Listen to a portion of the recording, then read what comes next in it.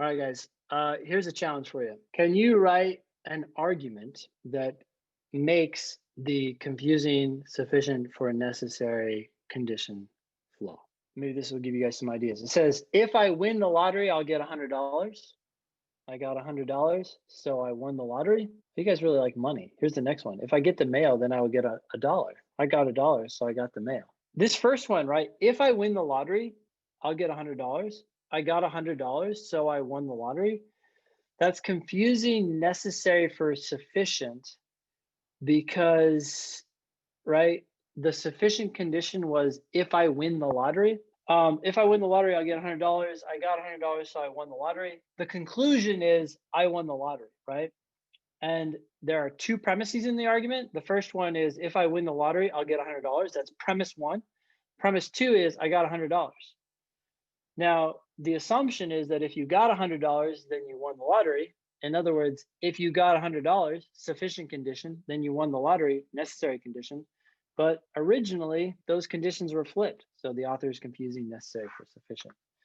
I hope that makes sense. Here's one more. Most drivers forget to check their car's tire pressure. Okay, this is interesting because it says most. Most is not a sufficient condition, right? All creates a sufficient condition, but most just says most people do. So just because most people do doesn't mean everyone does. But anyways, when people drive with flat tires, they are more likely to cause accidents. If you don't check your tire pressure, you will cause an accident. So if you drive with a flat tire, then you're more likely to cause accidents. Actually doesn't say how likely you are to cause accidents.